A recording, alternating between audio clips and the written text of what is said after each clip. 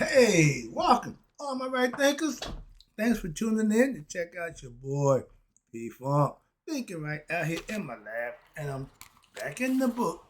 We're going to talk about hell, heaven, and hell. If you took 10 people and asked 10 people their concept of heaven and hell, you get 10 different concepts. Let's talk about it. Let's go. Right is 25 rules to live by. Storytelling. Story with a message. There's always a message in my stories for life. I give life lessons. You tune in to receive them. I appreciate you. We got a good thing going. Let's do what we do. Right thinking mission is to enlighten, inspire, educate, and motivate you, the individual, to a higher spiritual level of enlightenment. Right thinking way of life through mental and spiritual discipline. Practice daily will help and guide you to obtain your goal of reaching spiritual enlightenment, aka know thyself. My mission that all right thinkers know thyself. If you're a right thinker, your goal is to know thyself. See where we're going with this? Let's get there together. So I ask the question, do you know you? You will when I'm through. That's what I do. It's rhetorical. But if you don't have an answer for yourself, tune in. I got you. A person who knows not and knows not that they know not is foolish. Disregard them, don't be them. A person who knows not and knows that they know not is simple, but you can teach them. That's why I do what I do for you. Appreciate you too. Stay tuned. I got more for you. A person who knows not and believe and think that they know is dangerous, avoid them. I do. A person who knows and knows not that they know is spiritually asleep. I can awaken them. I'm your spiritual alarm clock here to wake you up with knowledge of self. That's what I do for you. A person who knows and knows that they know is wise. Follow them. All these persons reside in you. Right thinkers, know thyself and to might I be true. Right thinkers, I'm back at the book. I got two lessons. I know I'm gonna get the first one in. That's heaven and hell. Let me give you a breakdown from his perspective about heaven and hell. I throw in mine every now and then, see what we work, see what we got. The head, this thing here I've been telling you about, is the seat of heavenly consciousness. Right out the box. Okay. Each chakra, I've been telling you about that for the longest. And each one functions as what they call a mini brain that provides consciousness to what? To the organs in which is in its region. From the sacrum to the pineal gland at the top of your head. Alright. For instance, the stomach. Okay, we hear about the gut, the gut, the gut. The stomach has its own consciousness. Did you know that? Allowing you to just what? Think with it. And the genital organs also have their own consciousness as well. This is why there is this saying amongst men, the old phrase, you think with your penis. We all say that to young men. Old men used to say that to young guys because young guys is promiscuous and they want to get all the girls they could, right? So, but that's describing someone who is overly sexually active. When we young, when we find out what that thing is, yeah, we go crazy. All right, moving on. That's not the point. But heaven, we talk about that. But the idea is that ain't heaven. That head has no conscience. They said no, no, no, no. It don't have a conscience. Trust me on that one. But that saying is what has a base in reality. Why? Because we do, in fact, think with our lower center consciousness, the lower level. We know that. That's what the animal beast of nature concept comes from. Watch this. However, if we use our higher heavenly consciousness, which is sort of right here. This is your aura, okay? This is the chakras, but this is when they showing you breaking down the body as it is, starting from here to here. 6 chakras. They all originate and take care of each area of the body, from the head, the genitals, then the solar plex, then the heart, then the throat, and then the third eye. And you see this, the pyramid is always the capstone, is always on top, but it's never connected. That's because God in the crown you get is above the body, and they don't connect. It's mind and spirit. Spirit don't go with the body. Spirit is outside the body. Understand that? So every time you see that, you always see the chakra outside the body. That's why. That's called the crown chakra. Kings wear crowns. Queens wear crowns. That's the concept. All right, let's go. We talked about God conscious. Okay, so which resides in the brain. What? However, we are, if you use our higher heavenly consciousness, right thinking, which resides in the brain, hello, to act on impulse, ideas, in what? Oh, okay, generated. I guess what the word is that? To be act on impulse, ideas, and generated by what? Your genital consciousness, meaning you're thinking zoom zoom and the boom boom. Yeah. And it go for male and female. You got some women who like doing it, so that's what they get them jobs in that career, that profession. Moving on. You know what I'm talking about. But our higher mind is not in harmony or alignment with what? Our lower mind. That's why it's upper and lower. They're opposites of the body. The head runs the body. But if the body don't adhere to the head, it's gonna run itself. Okay, and that's not good. Okay, the ego. And when what?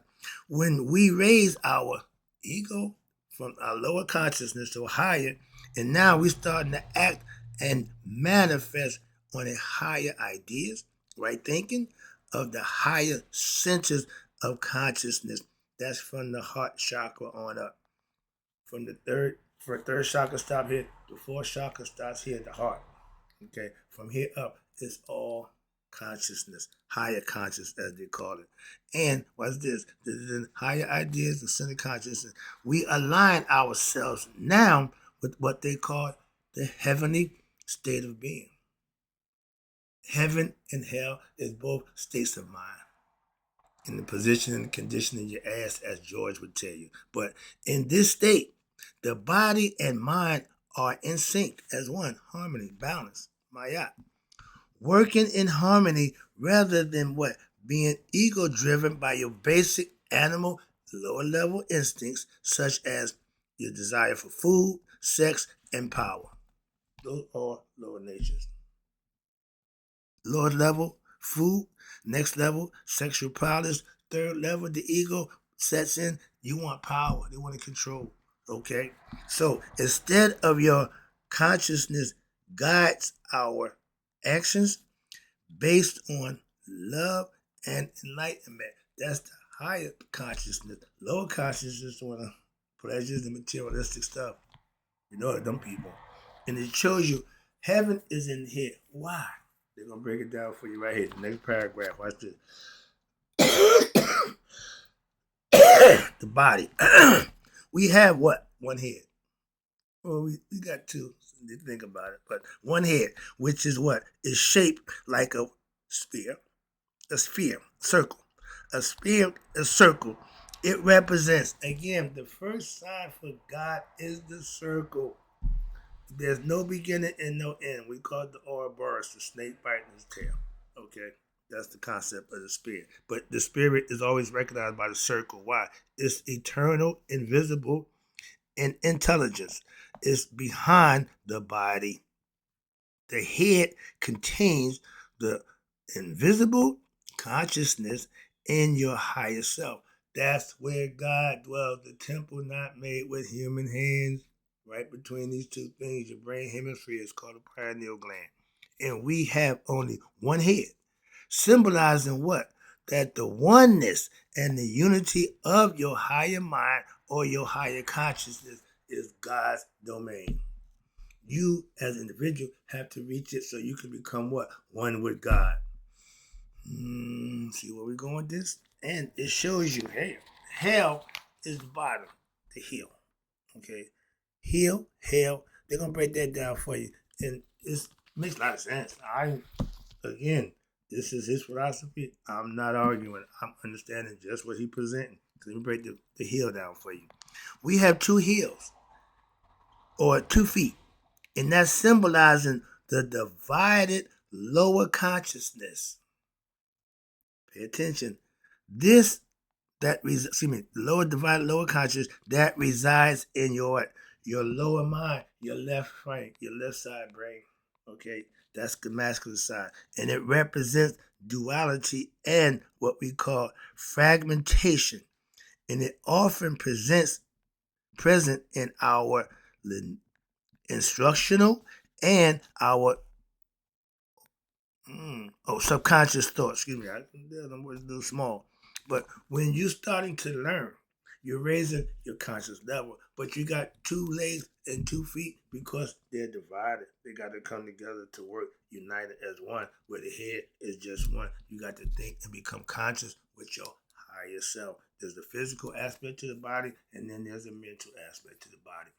The physical part is hell, the feet, the physical part. The mental part, heaven, is the head. Let me break it down for you. Hell is symbolic. Let me say it again. Hell, symbolic, or what we call your lower carnal mind, beastly nature, or your lower states of consciousness. You're thinking on the lower level. That resides where? In your lower half of the body, waist down. Again, we have 2 heels and 1 head. Hell represents a state of division, hence the 2, and is signified by what? 2 heels or 2 feet. And when our higher consciousness is not aligned with the body consciousness, what happens? We will experience this division, aka confusion, lack of self-knowledge. We don't know ourselves. We're not conscious of who we are. And this is called division, and nothing functions as a what? Unified whole. So if your mind and heart ain't on the same page, you're gonna have problems. Heart, mind, coherence is what I've been teaching. We got that coming up later. They got to put it together. Watch this. And in this divided state, the individual now what? Behaves like an animal. Beastly. Okay? Instinctively. You see something like you go get it. Okay? You want something, just go get it. No cool, no nothing. Okay?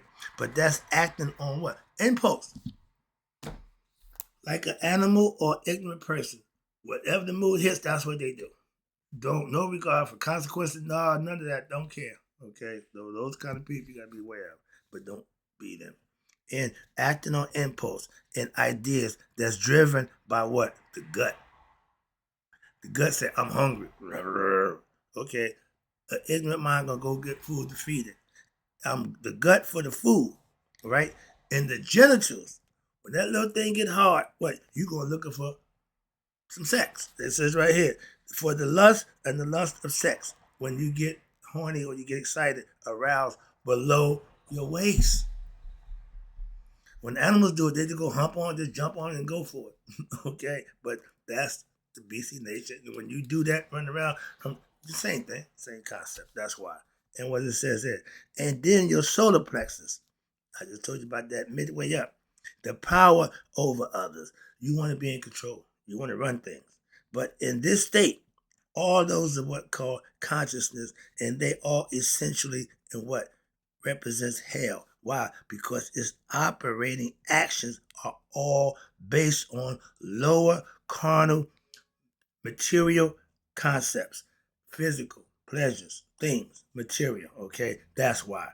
And excuse me, the heels touch the earth, and that's symbolizing the earthly mind or your lower self is, in Islamic, the lower self is hell. Okay, the lower central carnal mind. But okay, the heel touches the earth, and this is symbolizing the earthly mind or your lower self. In the Islamic tradition, people clean their feet before prayer. And this is symbolizing what? The cleansing of your higher mind from your negativity and your lower animal thoughts of your lower mind. You wiped it out physically and supposedly mentally. Let me wrap it up with this.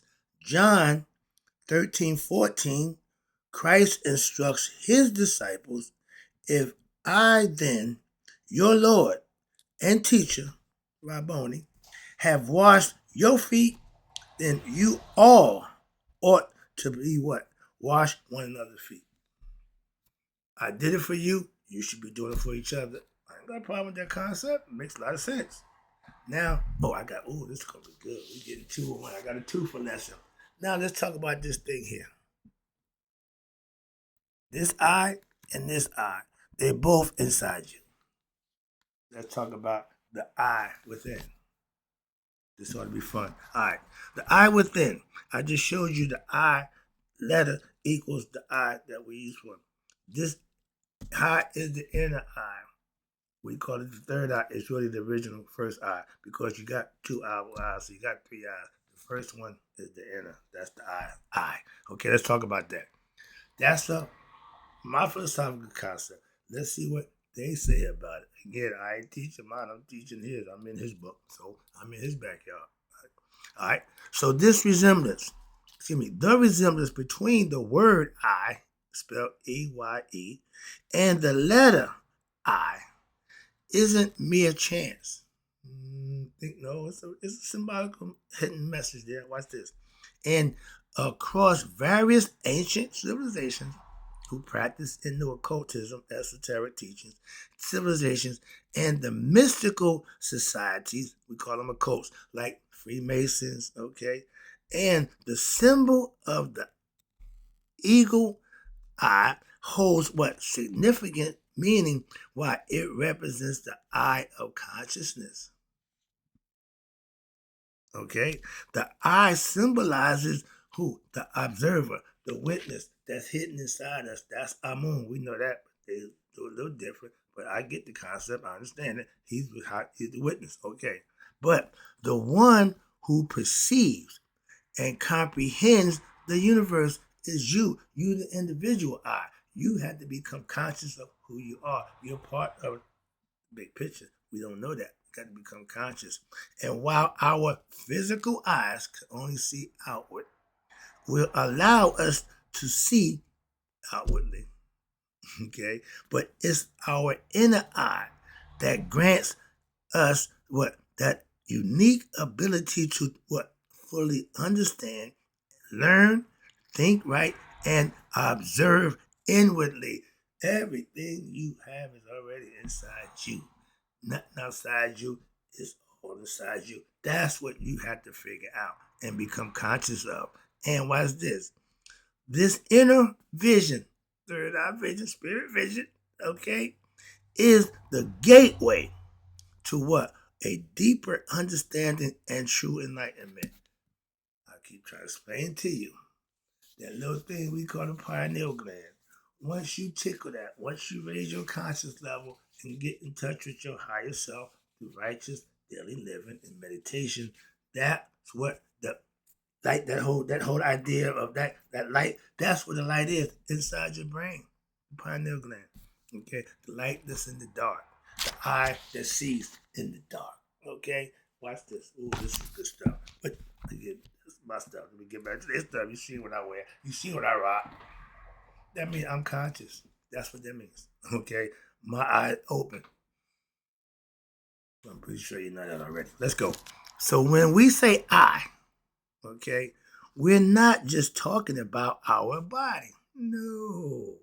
We're tapping into what I call the Akashic Records. They call it a deeper, our divine consciousness. Same thing. We just understand it from a different perspective, but it's the same thing. That's why I ain't complaining. I want to know. I know what the higher consciousness is. But when you notice how the letter I resembles the number one, both are represented by what? A single line. But this similarity isn't random. It ain't just happen. No, no, no. Ain't no coincidences. Okay? Everything has a rhyme and reason. That higher consciousness knows is conscious, so all you gotta do is follow it and it leads you where you need to go. And watch this. It's a reminder, what? That the J within us is unique and profound. So why all we all use this keeps saying the J. I don't know if this is a misprint, it should be the I. Because of what? Our core. We're all expressions of the same infinite one consciousness, living individually to what? Get back to the original source. That's what religion try to get you back to God. That's what any philosophy in this physical form is trying to get you to go back to what? Your source. And we are all the one conscious God expressed into what? Infinite forms of individuals we call life to have what? The human experience in the physical world. This is the test we have to pass to get to the afterlife. This is the physical life. After physical comes the after. Moving on. Okay. Consider what? Consider this. Pay attention. Why, when we say, this is my body, we implying ownership of it, right? But who is the owner? It's not the body, it's the what? The I within us. This true the true possessor represents what? By our mind. We call it the higher intellect, higher consciousness, the eye of God, all those things, third eye, all those things. And it's the pineal gland that connects us to it. Even the placement of the letter I as what? You know what number it is? 7 is the G. 9 is the I, the highest number, and the 9th letter in the English alphabet. You thought that was by accident? Okay. And it's meaningful. Why? Because 9 is the last single digit number. And it symbolizes what? Human consciousness or completion. In the Bible, though, Jesus declares before Adam was born, I am. Excuse me. Then it says in John 8:58, suggesting a timeless existence beyond our physical form. Yeah, we know that. That's God. We know that. Before the Bible, we got that concept, but the Bible took it, okay, and used it. And watch this. But this declaration means that before our human bodies, there was a I am conscious of itself. The claim where God told Moses, when Moses wanted to know who, I said, tell him that I am, that I am. Okay, I get the version from Popeye. But yeah, that's where they got it from. They stole it. The great I am, that's God. Okay, when you say I, that's you singling yourself out individual. That's the ego. What? Separating itself from God. Okay, watch this. He on his own. And that also symbolized for what? Spinal column, the backbone. Okay, this thing here connects to here. When the whole I, this is little I.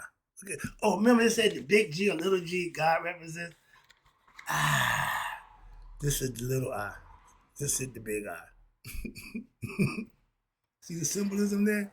See the symbolism? It got to do something, and everything means something. It's for a reason and purpose. Let me read the bottom part for you.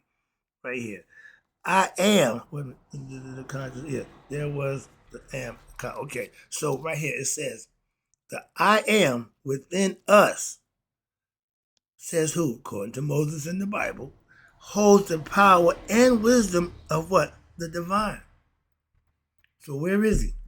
Failing to recognize due to ignorance this truth of yourself means you're missing out on tapping into our full potential. Ignorant people, egoistic people won't reach their full potential. They stunt their own growth. They limit themselves. Why? They think they're human. That's the ego. And when you understanding this aspect of ourselves, that's the key to what? Waking up and unlocking what? Our true power. When you have self-knowledge and you reach self-mastery, you have power. You don't even know you have. But watch this. In the